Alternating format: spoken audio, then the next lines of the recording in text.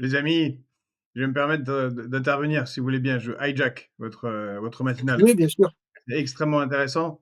Et je notais que j'avais mis en exergue, Hippolyte nous a écrit que les grosses centrales syndicales ont été achetées via les enveloppes de l'UIMM, l'UIMM étant la Ouais, célèbre Union des industries et métiers de la métallurgie.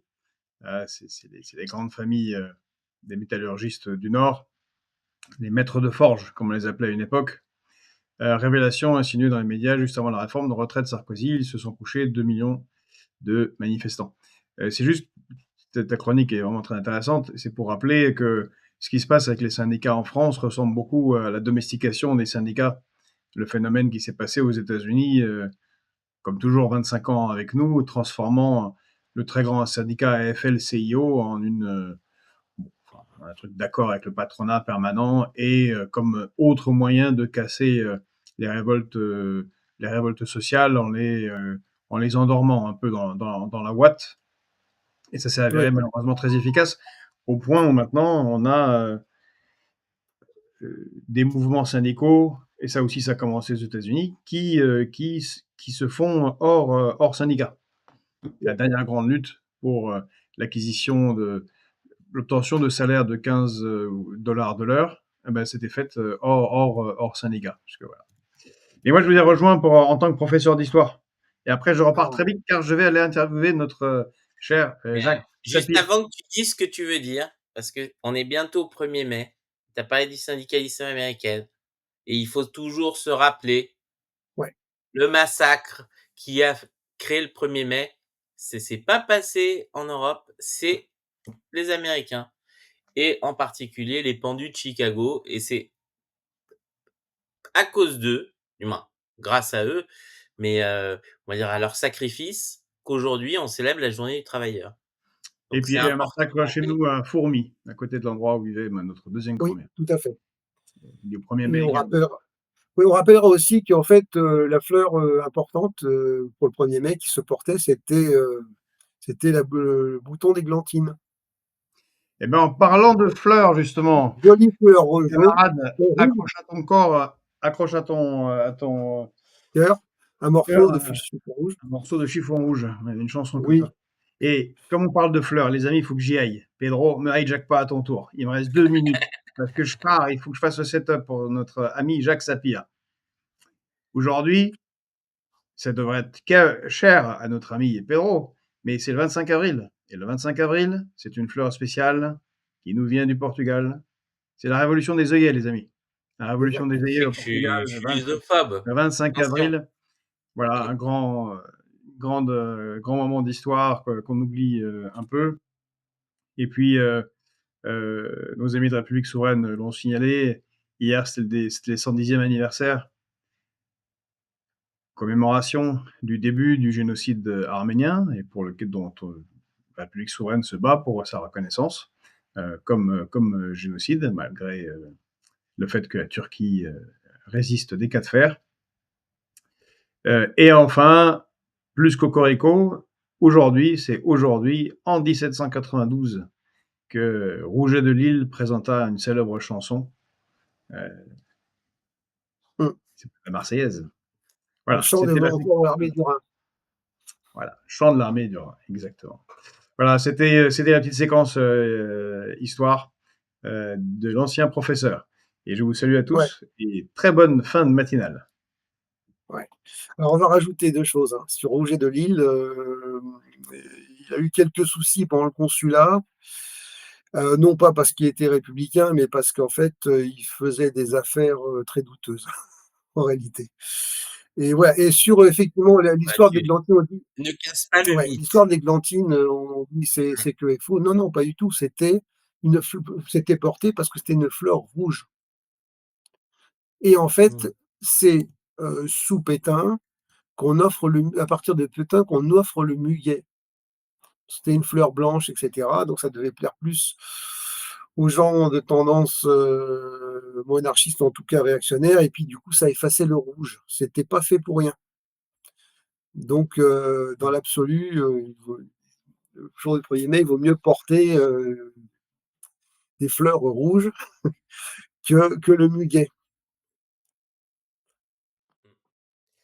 Oui pour en revenir sur la question, justement, des États-Unis parce que je l'évoque parce que c'est souvent mal connu, en fait. Donc c'est ce qu'on appelle le massacre de Haymarket Square.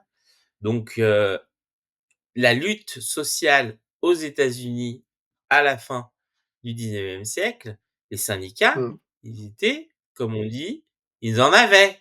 C'était les mecs, ils allaient au combat et ils se fritaient avec et c'était vraiment, on va dire, on était dans une logique, révolutionnaire assez importante et par rapport à ça, heu, les Américains, se rendant compte du danger, hein, que repré ont tout fait pour détruire et donc là, dans le cas particulier, donc ils ont été condamnés. Le seul fait, hein, de d'avoir, lutté pour les travailleurs, leur a valu condamnation à mmh. mort. Et un à 15 ans de prison. Alors on les a accusés, d'avoir voulu commettre un attentat sur la police et cetera. Bref, une histoire, très très louche pour essayer de tuer les mouvements sociaux. Mais c'est quand même, par leur sacrifice que, bah, on se souvient tous les 1er mai, partout dans le Mmh. monde, justement, de gens qui se battaient pour ça, en sachant qu'à l'époque, quand même, ils se battaient pour avoir une semaine de 6 jours. C'est-à-dire qu'ils avaient une semaine de 7 jours. Ils voulaient une semaine de 6 Ouais. jours et ils bossaient 60 heures par semaine. Donc ils on leur doit aussi beaucoup et c'est vrai que c'était, très compliqué. Alors je veux pas vous dire de bêtises sur le nom, de ceux qui ont, donc les pendus. Donc il y en a un qui s'est suicidé en prison, qui s'était, Louise Ling et ceux qui ont et qui sont morts, du moins pendus, c'est Augustus Spy, George Engel, Adolf Fischer et Albert Parson et donc et c'est là où, ça va vous faire raisonner pour justement, on va faire un peu d'histoire. Ils ont été pendus un vendredi, 11 novembre 1887 et on a nommé ce jour le Black Friday.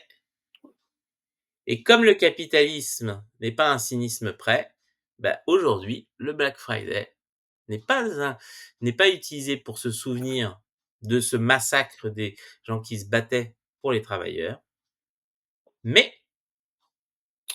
pour une fête de consommation. Alors, Donc ce qui il y a une autre version pour le Black Friday. Le Black Friday, c'est en gros, ça serait lié à l'époque aussi de la traite, négrière et on faisait un Black Friday, c'est-à-dire, où on soldait, bah, tous les esclaves qui n'avaient pas trouvé preneur parce que, pas assez costaud, pas assez bonne dentition et cetera. Donc il y a ces 2 versions-là. ce qui est sûr, c'est que, voilà, on sait que le les la il y a une sorte de cynisme de l'histoire Ouais. parfois, heu, horrible et que le fait qu'on ait gommé parce que c'est aussi c'est les Américains ont été très forts pour ça. Au-delà de faire disparaître la question des symboles de lutte des classes, c'est de se les réapproprier pour qu'en fait, on en vide 2 Voilà. sens. Donc maintenant, le Black Friday, c'est les mecs qui courent dans les magasins pour, alors que on est sur un crime atroce et crime Mmh mh. dont on parle nous, dans certains pays, dans certains cercles. Jamais vous ne verrez aux États-Unis, vous demandez à l'américain moyen, il ne sait pas ces gens. Il ne sait pas que ces gens ont lutté pour, leurs droits. Ça n'existe pas dans leur histoire. Un peu malheureusement comme nous avec la commune. C'est des phases de l'histoire qui ça n'existe pas. Ouais.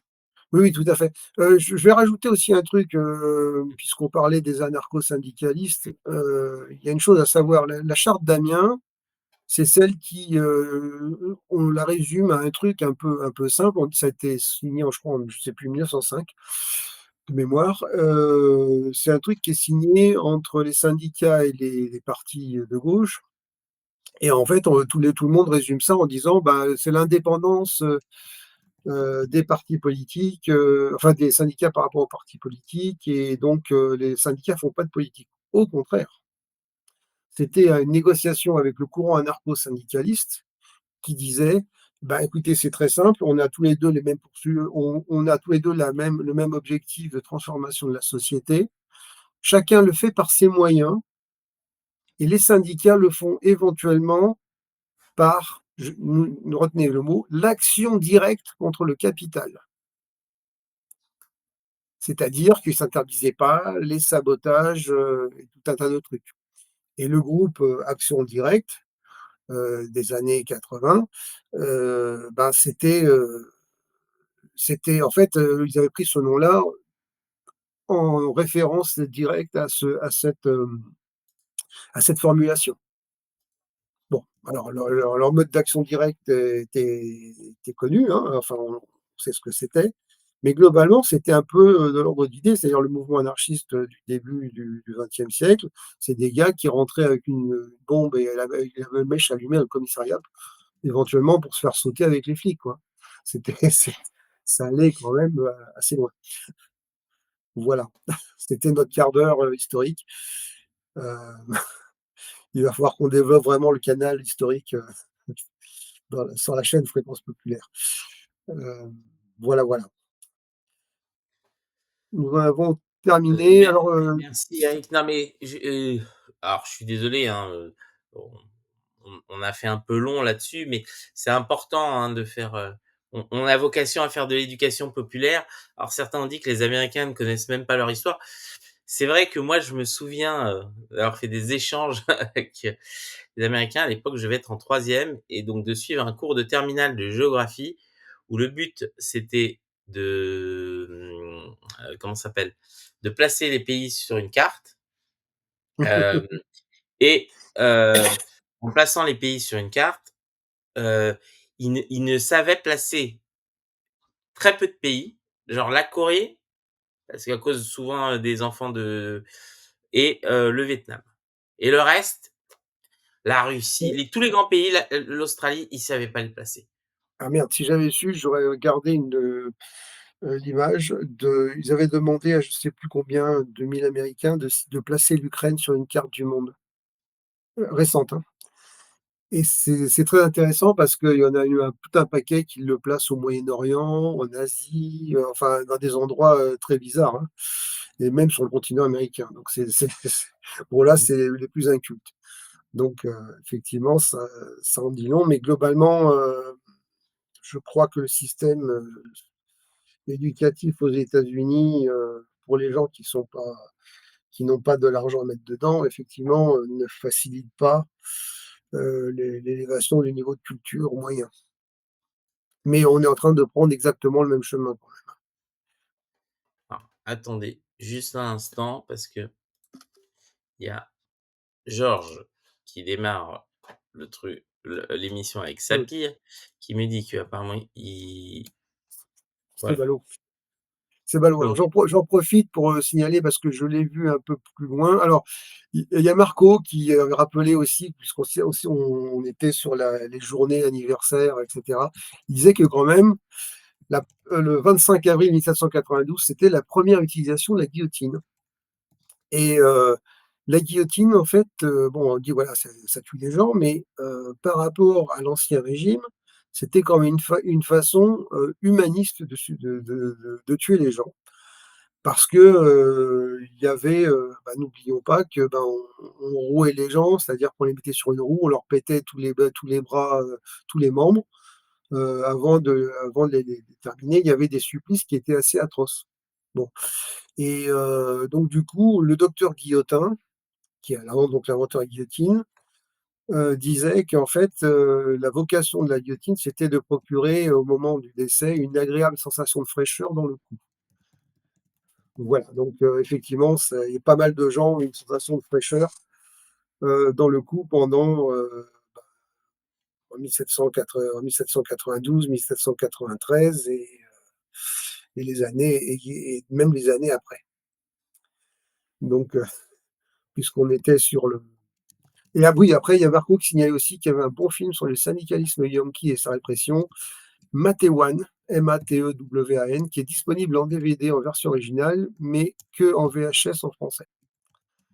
Voilà et j'avais pensé, je voulais même, signaler un truc, ça m'est sorti de l'esprit.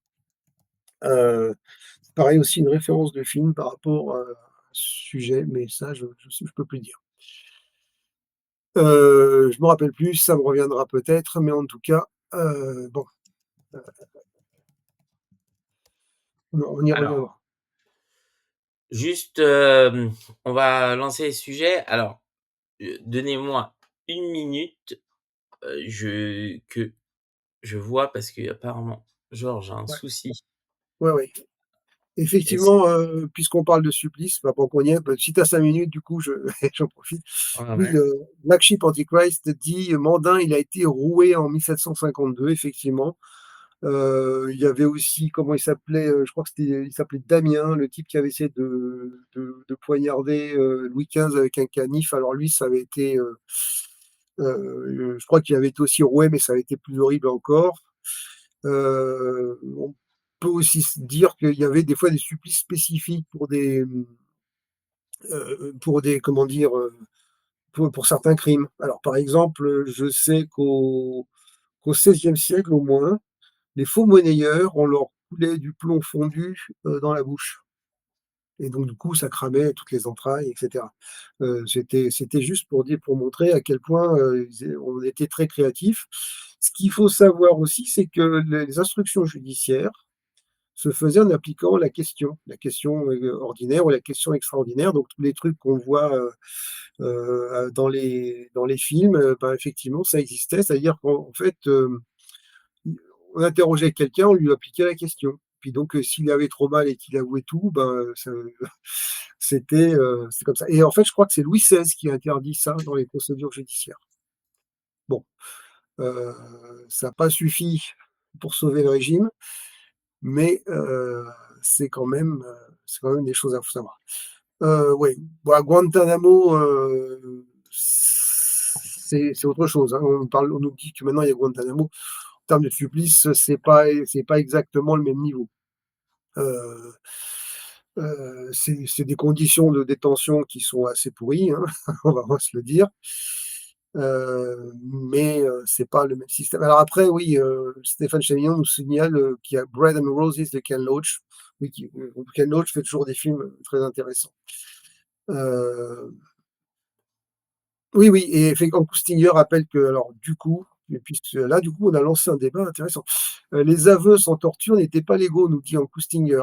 Effectivement, il pour que la procédure soit correcte, il fallait quand même, faire appliquer la question. Heu, c'était, sinon c'était pas bien et peut-être que la personne qui, comment dire, professait son innocence et que si on lui reconnaissait, bah, c'était pas forcément, fait ça aurait pas été fait selon les règles de l'art, selon les canons de l'époque, hein. Donc voilà. Alors, on va Berthet enquiller nous ju rappelle qu'il faut lire le testament de Mandrin suite à ses conversations avec un curé avant son exécution. Alors là, je sais pas où on peut le trouver, mais il faudrait qu'on regarde ça. alors, C'est le juste un instant, j'essaye de dépanner, c'est ballot, les c'est ballot. nos camarades parce que je ne sais pas pourquoi ils ont un souci. Alors, tac, tac, tac, heu, voilà. Pedro fait toujours tac tac. Ouais, Mais on s'est vraiment méfié. ça Ouais, devrait marcher. Donc on va voir. c'est Alors toujours les aléas de la technique, désolé, mais oui, non, parce que vous vous rendez compte, pour ma charge mentale, on fait des doubles lives. Voilà, parce que sinon ce serait pas drôle. Donc là, ça devrait marcher maintenant et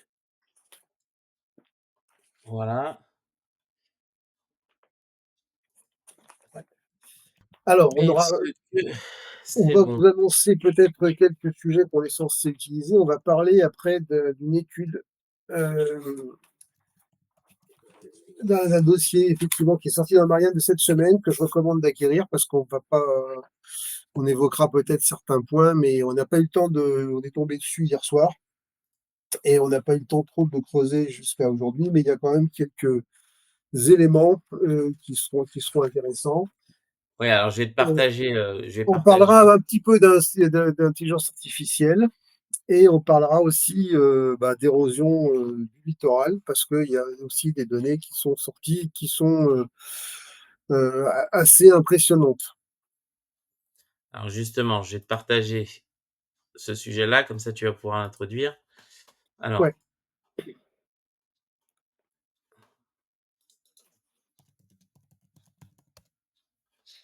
hem, alors oui, donc explique-nous, un peu comme ça, le temps que j'arrive à finir de les dépanner. Parce que ouais. c'est l'enfer là. Alors, en fait, bon, Marianne est partie enfin, elle est partie d'une note du laboratoire de la République. Alors, le laboratoire de la République, c'est une espèce de think tank qui est dirigé par, quand même l'ancien ministre de l'Éducation, Jean-Michel Blanquer et qui traite pas mal de sujets différents, j'ai découvert à cette occasion. Et donc en fait, ils ont fait un petit topo sur les titres de séjour pour soins et donc surtout sur les dérives de la prise en charge, alors qui est souvent gratuite d'étrangers malades. Alors, on va rappeler déjà qu'est-ce que c'est que le système de prise en charge, les systèmes qui existent. Il y a l'aide médicale urgente. Alors l'aide médicale urgente, permet en gros à toute personne, quel que soit son statut administratif, d'être prise en charge médicalement en cas d'urgence. C'est-à-dire en gros, il y a un immeuble qui s'effondre sur vous, vous avez plusieurs blessures et vous êtes couvert par l'aide médicale urgente, même si vous n'êtes pas, assuré à la sécu, enfin voilà, bon, ou en situation irrégulière. Ça peut, et en fait, ça peut être le cas aussi, mine de rien, pas que pour des étrangers, mais aussi pour des Français, qui auraient toujours, stationné à l'étranger, qui ne seraient pas, qui n'auraient jamais cotisé à la sécurité sociale. Voilà. Après, il y a une aide médicale d'État, alors qui, elle, s'adresse aux personnes en situation irrégulière qui accèdent donc du coup, ils ont donc une couverture, complète, sans avoir à avancer ou rembourser des frais médicaux. Alors, c'est un panier de soins n'est pas, qui est le même que pour tout le monde, c'est-à-dire, similaire au régime classique et ça fait, évidemment, par contre, ça prend pas en compte, les cures thermales, la PMA et comme c'est le cas aussi pour, des cotisants, donc effectivement, certains médicaments qui sont jugés peu efficaces. Parce que bon, voilà, hein, par exemple, ils ne vous remboursent pas, heu, peut-être pas les trucs d'homéopathie, par exemple. Il y a après ensuite un titre de séjour pour soins, c'est-à-dire un étranger qui rentre légalement pour un court séjour de moins de 3 mois du coup, par exemple, bon pour tourisme, hein, par exemple et puis, qui se maintient sur le territoire au-delà du visa ou quelqu'un qui serait rentré illégalement peut demander un titre de séjour pour soins s'il démontre qu'il est atteint d'une maladie qu'il ne peut pas soigner dans son pays d'origine. Notez bien ça, qu'il ne peut pas soigner dans son pays d'origine, c'est vraiment le sujet. Et du coup, s'il n'a pas de moyens, ça va dépendre des moyens qu'il déclare. S'il a des moyens, par exemple, supposons que ça soit un riche saoudien qui rentrerait en situation irrégulière, et cetera, on va le mettre à contribution, mais s'il n'a pas de moyens et que c'est quelqu'un qui arrive, un peu démuni, bon, lui, il pourra ne rien débourser et il y a un autre système qui est la protection universelle maladie, la PUMA, et ça remplace la CMU. Voilà, la couverture, merde, je me rappelle plus comment ce que c'était la CMU. Bon, donc c'est en gros pour certains travailleurs qui sont pas couverts par un régime obligatoire et aussi pour les demandeurs d'asile. Donc, sachant que les demandeurs d'asile qui sont déboutés, restent couverts par la PUMA pendant 6 mois. Voilà, avant de basculer dans le système de l'AME. Voilà, tout ça, c'est relativement, important, parce que, effectivement, il y a plusieurs problèmes. Alors, c'est pas nouveau, on le savait. Il y a une saturation de l'hôpital public. Alors entre autres à cause de ça et puis surtout il y a des tas de choses qui se mettent en place. Alors pourquoi on avait créé, le titre séjour pour soins? Hem, C'était,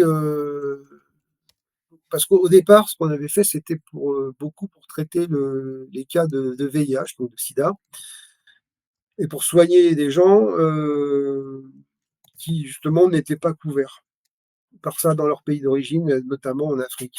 Il y avait un peu ce sujet-là et hem et donc la jurisprudence a étendu le champ du soin avec un concept de bénéfice effectif, qui va au-delà de ce qui avait été pensé par le gouvernement qui l'avait instauré, qui était le gouvernement Jospin.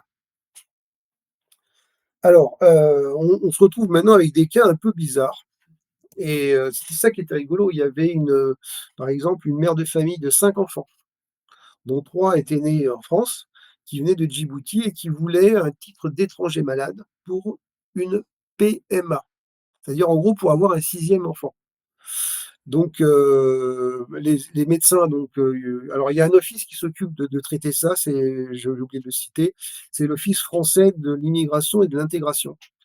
Et d'ailleurs, il y a une interview d'une médecin en charge de l'OFII, qui cite aussi un peu les problématiques qu'ils ont. Et dans l'article de Marianne, celui-là est intéressant, ce dossier est vraiment intéressant. Et donc les médecins de l'OFII donnent un avis défavorable, logique, puisqu'elle ne remplit pas les critères. Et donc elle saisit la justice administrative. Et évidemment, il n'y a pas de pronostic vital engagé, rien de tout ça. Et les juges, quand même, ils accèdent à la demande, en considérant que la France doit prendre en charge son désir d'enfant. C'est-à-dire que entre sauver des vies de gens ou prévenir des maladies, des pandémies ou des choses comme ça, on se retrouve dans un système où, effectivement, on va prendre en compte des choses comme ça. Et pourquoi et pour quel motif? C'est parce qu'il y a pas de PMA à Djibouti. Voilà. Donc donc c'est au régime de sécurité sociale de prendre en charge son désir d'agrandir sa famille, qui était déjà, assez fourni. Voilà, donc du coup, il y a une saisine, du Conseil d'État et on attendra. Voilà. Un 2e cas qui était intéressant, c'était un gars qui contestait aussi un avis négatif de l'OFII. Il avait fait soigner son cancer en France. Bon, il y a les accords franco-algériens de 68 le permettent et il demande un titre de séjour dans le cadre de la stabilisation de son traitement. Bon et donc le sérieux de l'OFII dit: «Bah non, c'est pas possible parce que, ces soins-là de post-traitement, on les trouve en Algérie». Et le mec il dit: «Ah ouais, mais non, c'est pas possible». Donc oui, alors il prend quand même, un avocat, d'aide judiciaire, juridictionnel, donc payé par l'État, en disant: «Oui, mais la posologie, du médicament, c'est de l'ordre de 50 milligrammes, alors qu'en Algérie, ils n'ont que des comprimés de 100 milligrammes».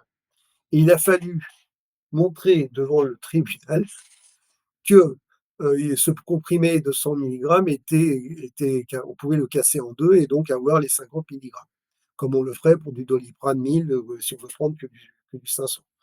Voilà et en gros, donc là, pareil, ça a dû se régler, au Conseil d'État, pareil. Alors les autres problèmes qu'on peut avoir, hein, j'essaie de la faire courte, c'est qu'il y a aussi des pressions sur les soignants parce qu'il y a des filières qui s'organisent, des filières, d'immigration médicale qui s'organisent, c'est-à-dire on fait payer les gens très cher dans le pays et on leur promet des trucs, on leur dit que, si on les fait venir en France, ils seront pris en charge, leurs soins seront pris en charge, de manière gratuite et cetera et on organise des filières et donc des fois, comme ça passe pas, il peut y avoir des pressions sur les soignants qui sont mises en œuvre par les passeurs. Voilà, parce que des fois, ça peut se négocier jusqu'à 50 000 € la venue sur le sur le territoire. Alors, notamment, pour les thérapies lourdes, des fois, où il y a des thérapies qui coûtent très, très cher Donc du coup, il y a cette question-là. Donc, le problème, c'est qu'il y Alors, a un impact. Eric, j'ai pu, Oui, vas-y. non, c'est bon, j'ai réussi à régler D'accord. leurs problèmes. Vous imaginez même pas, la charge mentale. Je suis Non, mais désolé ça de va, t'avoir, je me débrouille, hein. Pas de laissé. souci. Heu, Ouais, ouais, tout à fait, mais en fait, c'est parce que donc, Georges, pour info, donc, émission qui probablement sortira ce soir et avec notre cher Jacques Sapir en train et donc on testait une toute nouvelle plateforme pour améliorer, la captation des vidéos, pour que la qualité soit meilleure et tout et bien sûr, effet démo, ça ne marche pas du tout, c'est une catastrophe et donc je les ai dû les basculer sur un autre truc puisque en fait, l'outil qu'on utilise là pour faire le live, on s'en sert aussi pour enregistrer, mais on peut pas utiliser le même compte. Donc en fait, bref, tout ça est très, très compliqué et intéresse peu de gens, mais voilà, tu as voilà. introduit très bien ce sujet. Moi, j'aimerais parce qu'on notre invité va arriver, bientôt et j'ai quelques sujets que je voulais passer et en particulier un sujet, alors moi que j'ai trouvé cocasse, alors je vais le partager ici, qui est les États-Unis se Ouais. sont plaints. Alors, ils se sont plaints parce qu'en fait, donc l'UE, met des amendes pour non-respect des règles de l'UE à, Apple et Meta, donc des amendes de plusieurs centaines de millions, donc 500 millions pour, d'euros pour Apple et 200 millions pour Meta et donc les Américains: «Ah, c'est pas bien, c'est de l'extorsion». Tout en oubliant je me souviens d'amendes colossales de milliards d'euros contre la BNP et cetera, mais là, c'était pas de Non. l'extorsion. Parce que les Américains pratiquent la bonne et la mauvaise Oui, extorsion. Quand c'est pour eux, c'est de la bonne extorsion. Quand c'est contre eux, c'est de la ouais. mauvaise extorsion. C'est un peu le mafieux qui vient de se faire, extorquer et qui est pas content. Enfin Oui, bref. ça c'est le côté un peu Donc rigolo, ouais. ce qui est sûr voilà et donc Nous devions parler de alors, est-ce qu'on va avoir le temps? Oui, je pense que oui, peut-être. Tu voulais parler d'IA? voilà. Tout à fait. Alors, heu je tombe ce matin, le hasard sur un contenu comme ça, donc un thread Twitter où il dit: «Attention, Starmer, machin, il y a une vidéo, blabla», donc avec tout un truc, donc toute une histoire montée et cetera. Comme on vit à l'époque des fake news, j'essaye de vérifier qu'est-ce que c'est que cette vidéo et malheureusement, une chose dont je craignais, s est en train de se passer. C'est-à-dire que, exactement comme a dit Adrien, c'est de l'IA. C'est-à-dire que cette vidéo n'existe pas, est complètement fabriquée, sauf qu'aujourd'hui, on arrive à un tel réalisme que les gens n'arrivent plus à faire la différence et justement, alors je vais vous faire rire, ça va permettre de faire une pause sympathique, alors attendez, bougez pas. Parce que justement hier, on m'a envoyé ça, j'ai trouvé que c'était marrant comme vidéo.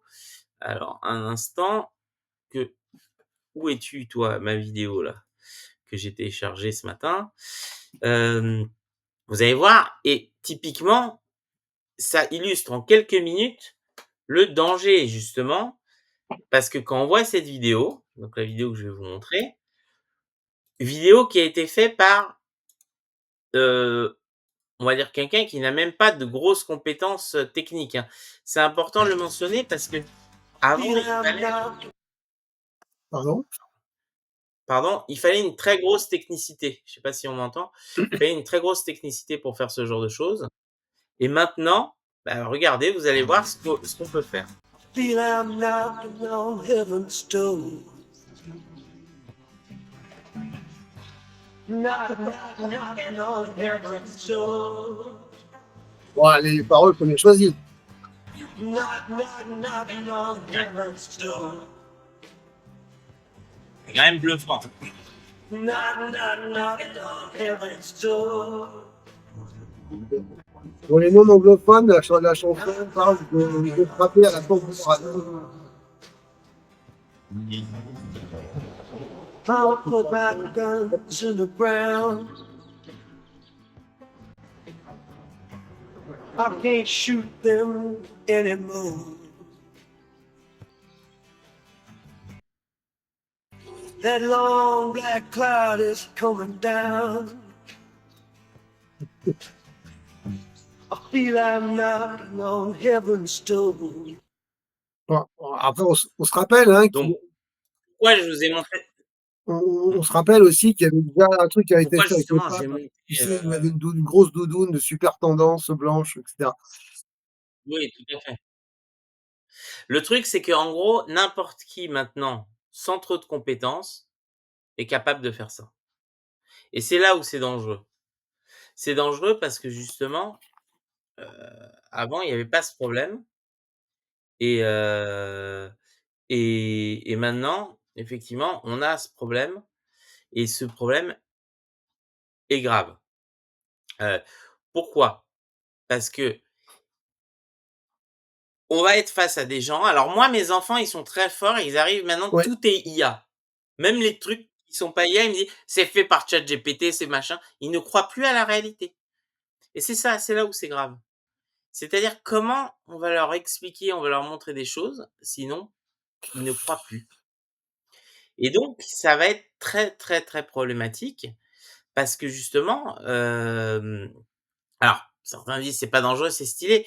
Oui, c'est stylé jusqu'au moment où on va vous faire montrer une manifestation avec la police qui tire sur la foule dans tel pays où je vous rappelle par exemple, ce qui a justifié, la guerre en Libye, c'était la fameuse colonne de chars de Benghazi, qui aujourd'hui on sait que cette, comment ça s'appelle?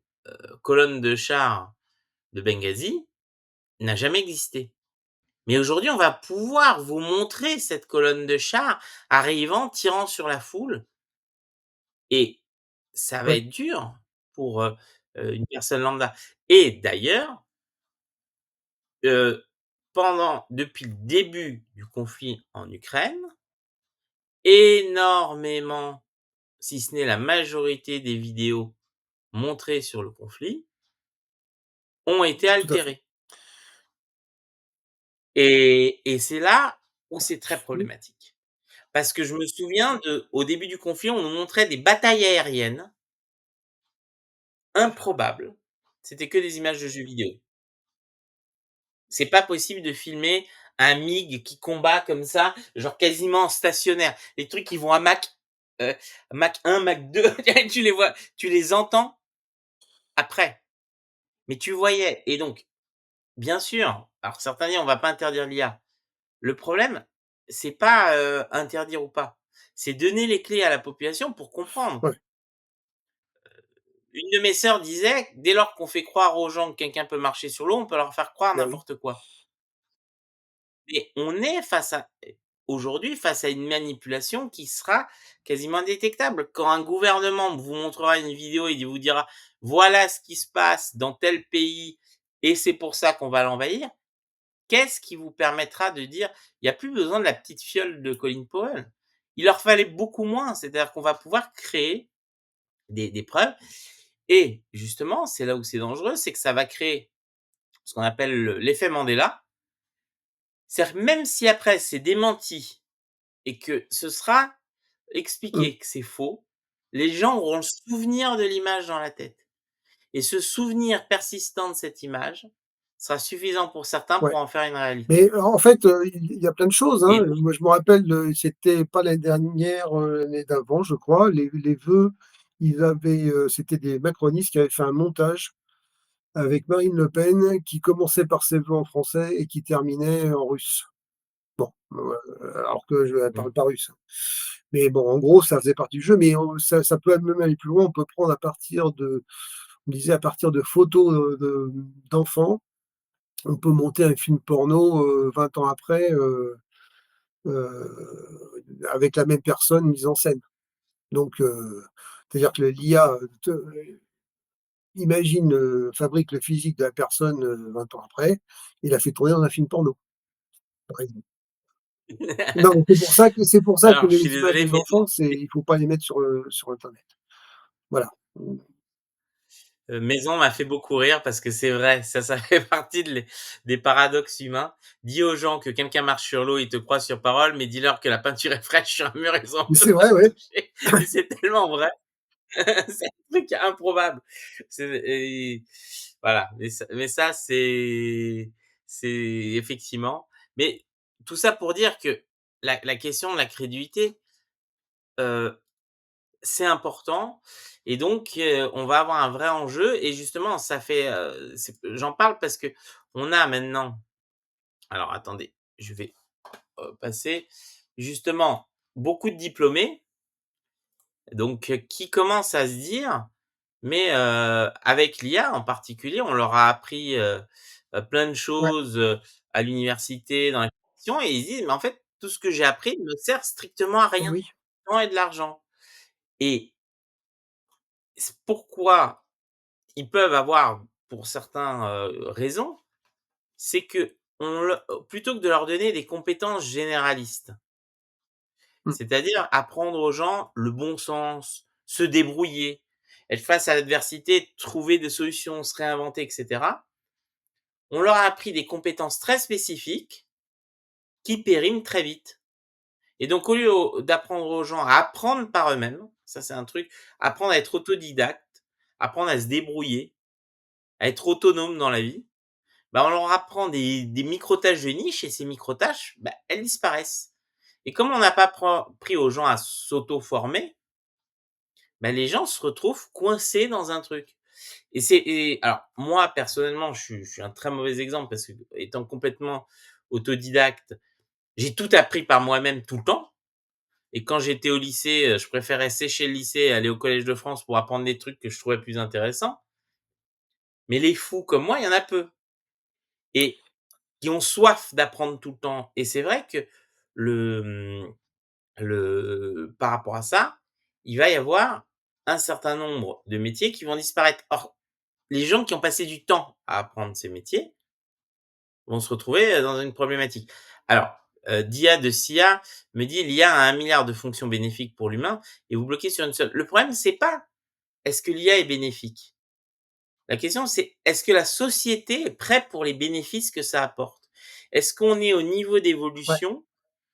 C'est un peu systématiquement, imaginons que, par exemple, on invente des réacteurs nucléaires portables que Mmh. chacun puisse mettre dans sa maison pour, est-ce que les gens seront prêts à avoir tous un réacteur nucléaire portable, faire gaffe et qu'il y ait pas des explosions nucléaires dans toutes les baraques? Peut-être pas Ouais, je prendrais pas le pari, hein. et donc c'est important, heu non, il y a Ankou Stinger qui dit des bêtises sur les voitures didactes. Ouais. Hem, Non, ce il y qui a il y a ce que dit Lizzy surtout, qui dit qu'effectivement, c'est important d'apprendre des trucs spécifiques en sciences dures. Il y a des domaines où tu peux pas trop apprendre par toi-même, c'est quand même mieux d'avoir un prof. Alors, alors je oui, suis pas d'accord. justement. Alors, oui et non, c'est-à-dire, en fait, c'est toujours le même problème. C'est-à-dire, est-ce qu'on apprend aux gens, je sais pas, des principes mécaniques ou est-ce qu'on leur apprend à se servir d'une moto à se servir ou, installer une motorisation spécifique, qui sera périmée de toute façon en 20 ans? Par exemple, dans l'enseignement technique, ce serait ça et donc l'employeur lui dit: «Non, non, il faut qu'on me forme des mecs qui savent se servir qui savent se travailler sur cette motorisation spécifique». Donc du coup, parce qu'il voit l'intérêt direct et immédiat, mais par contre, pour le salarié, ben, effectivement, il vaudrait mieux qu'il ait des connaissances plus généralistes Mmh. et qu'il soit en mesure d'éventuellement de proposer ou de réfléchir ou de s'adapter à un nouveau type de motorisation qui apparaîtra Hem, après et d'en comprendre les principes. alors moi, je pense que c'est là où on sera pas d'accord, Lizzy, c'est que pour moi, on doit apprendre les méthodes pour travailler. Comment analyser un texte, comment le résumer, Ouais, comment structurer ta pensée. Les connaissances, l'accumulation de connaissances dans le cadre, de l'enseignement, ça fait des robots qui, au bout de 5 ans, ont tout oublié Mmh. et qui débite des trucs sans réfléchir à ce qu'il pense. C'est pour ça, j'ai parlé de mon expérience, mais pourquoi moi j'allais au Collège de France plutôt que et je séchais le lycée pour y aller? Parce qu'on t'apprenait à réfléchir. Et c'était pas tellement les connaissances qui étaient intéressantes, c'était comprendre comment tu faisais marcher ton cerveau pour justement arriver à un résultat. Et c'est ça, en fait, qu'on devrait apprendre aujourd'hui. C'est pour ça qu'on est face, je suis désolé, je vais être très dur. Alors, Lizzie me dit: «Oui, mais en sciences, ça marche pas». Eh ben, je suis pas d'accord parce que regarde, tous les plus grands inventeurs et tous ceux qui ont fait les plus grandes avancées par la science, l'ont pas appris à la fac et souvent sont venus d'un parcours complètement en dehors des clous. Parce que, ce schéma mental, et en sciences dures, moi, je connais des gens qui ont eu des VAE, donc reconnaissance de diplôme, qui ont fait, la biologie moléculaire, des trucs ultra avancés sans jamais avoir eu de diplôme pour. Donc c'est aussi la question d'être face à une adversité, de devoir trouver une solution. Et Mmh. le problème, c'est que la technologie, heu, la technologie a permis, en fait, de nous empêcher de continuer ce processus d'apprentissage de la réflexion. Je vous donne un exemple. Avant, on savait se déplacer dans une ville sans, Google Maps. On savait aller d'un point A à un point B sans prendre son téléphone. On y allait et quand on savait pas, ben, on demandait à quelqu'un dans la rue: «Hey, est-ce que tu sais où est la rue?» Et donc on y arrivait. Aujourd'hui, nombre de jeunes qui sont pas capables de faire 300 mètres sans sortir leur téléphone pour être sûr qu'ils sont au bon endroit. Ils ne savent même plus lire, trouver les plaques sur les bâtiments. Moi, j'ai été confronté à des jeunes qui me disaient: «Est-ce que vous savez où est le 114?» Et j'ai dit: «Bah, c'est marqué 112, ça doit» et les gens ne savaient plus où est-ce que c'était. Ils ne Oui, savaient plus, parce que si c'était pas marqué sur leur Google Maps ils ne savaient même plus voir une plaque et donc cet apprentissage-là, c'est pour ça que, mine de rien, être confronté parfois à des difficultés dans sa vie, bah, ça fait progresser et peut-être qu'on vit dans une génération où les choses sont trop trop faciles facile. et les gens ont pas besoin d'assez lutter pour avoir des choses. Mais typiquement, il y a des gens qui payent d'autres gens pour monter des meubles IKEA. Mmh. Alors ça peut être pour le temps aussi, parce qu'ils ont voilà, ça va leur prendre du temps et qu'ils veulent faire autre chose. Non, mais ils ne savent pas, hein. Il y en a qui savent pas lire un, un manuel IKEA, tu vois? C'est-à-dire que je pense qu'ils doivent payer des gens, parisiens, c'est pas des vrais humains. Oh là là, tout de suite. On sait très bien que les Parisiens sont tous des lézards, mais c'est c'est quoi cette lézarophobie? Bon, dans tous les cas, on a notre, il y avait un dernier sujet avant qu'on prenne notre invité, que je voulais voir ou sinon c'est, parce que justement, c'est 2 sujets, mais, parce qu'on a donc, monsieur Mansuy qui est là, qui va nous parler, de vraie écologie, et de son livre, très intéressant qu'il a fait. Mais surtout ce qui m'intéresse, par rapport à ça, heu, c'est Donald Trump donc a Ouais, signé alors juste un instant, ouais, heu un décret qui, doit ouvrir l'extraction minière sous-marine dans les eaux internationales. Alors pour situer, il y a les eaux il y a les eaux toutes les bandes littorales, jusqu'à un certain nombre de kilomètres ou une certaine profondeur, je me rappelle plus, dépendent sont sous la juridiction d'un État et au-delà, c'est les eaux internationales et normalement, il y a un accord, heu qui institue notamment une autorité internationale des fonds sous-marins et globalement, on peut pas faire l'extraction minière sous-marine dans les eaux internationales. En mmh. gros, c'est ça. Et Trump a décidé, bah, qu'il allait s'asseoir dessus et qu'il allait faire le truc. Voilà, en gros, c'est pour la faire courte, c'est ça le sujet. Oui, mais parce que business is business. Avec Donald Trump, tout est business donc Voilà, si s'il y a de la maille à se faire, it's a great deal, the voilà, best deal ever, tu vois? ouais. Mais ça, On c'est va un vrai faire des sujet, extractions comme on n'en a jamais fait dans l'histoire de l'humanité. ouais. Mais c'est un vrai sujet, hein, qui va revenir. je crois, assez souvent, parce qu'effectivement, ça va s'il y va, d'autres pays vont vouloir y aller. Tout à fait, en Mmh. sachant qu'il y a un sujet donc qui est assez peu parlé, mais qui est lié directement à ces questions, d'extraction minière en eau internationale, c'est justement les extensions des plateaux continentaux. Ouais, Puisque, pour protéger, ces extractions, on voit et c'est déjà commencé, certains pays qui disent: «Ah maintenant finalement les eaux internationales, ça commence à 200, 300, 400, 500 kilomètres de ma côte», pour pouvoir justement, prendre des parts et c'est comme ça qu'avec les nouvelles définitions, la France s'est retrouvée avec le plus grand domaine maritime mondial, ouais, alors que c'était pas le cas avant. Donc il il y a des enjeux, donc le fait de légaliser ça justifie l'extension aussi territoriale des Américains et en particulier leurs revendications sur le cercle arctique. Donc oui, il y a d'autres enjeux que juste l'extraction minière et que c on va dire l'argument économique sert aussi à faire passer d'autres lois, de leur expansionnisme. ouais. Heu, Et En fait, oui, oui, il y a vas-y. quand même déjà des pays, hein, qui font de l'exploitation minière sous-marine, c'est le Japon et les îles Cook. Mais c'est dans leurs eaux, enfin, leurs eaux nationales, disons.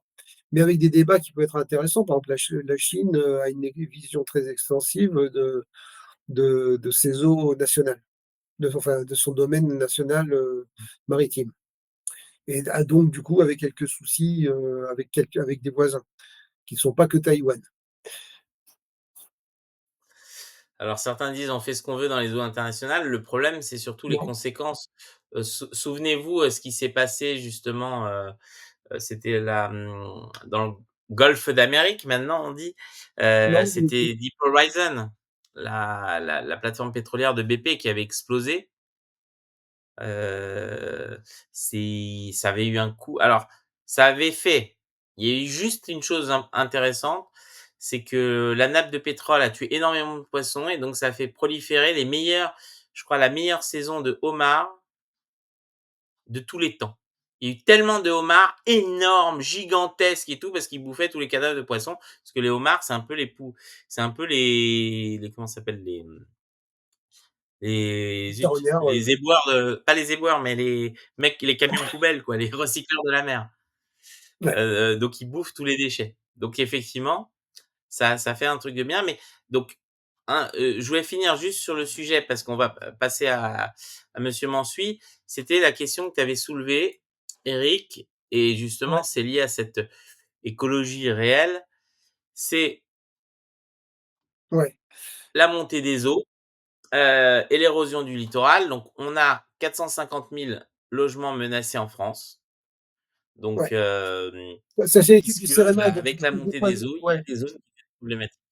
ouais, alors le CEREMA, c'est, je sais plus comment c'est, je sais plus l'acronyme, mais c'est ça, c'est le Centre d'études et expertise sur les risques, l'environnement, la mobilité et l'aménagement et donc qui a publié une étude, alors j'ai pas eu le temps de la lire, mais il va falloir que je m'y penche. De toute façon, c'est un sujet qui m'interpelle énormément. Pas parce que j'ai une maison à la mer, mais justement, sur les scénarios d'évolution du littoral français jusqu'en 2100. Donc mesurer les impacts du recul du trait de côte sur les logements, les routes, les bâtiments publics, les activités économiques et les campings. Et effectivement, si vous voyez la carte, vous vous rendez compte qu'on a quand même des gros sujets en perspective. Alors, si l'article est sorti dans Charente Libre, bah, c'est parce qu'eux, ils vont être concernés, énormément. Mais c'est un vrai sujet, bon, alors je veux bien qu'il y a pas de réchauffement et cetera, mais le niveau de l'eau monte quand même, donc il y a peut-être un lien si la température monte, il y a aussi peut-être une dilatation et cetera qui se fait. Globalement, il y a un vrai sujet, surtout que dans l'ensemble du monde, la plupart des populations habitent sur les zones côtières.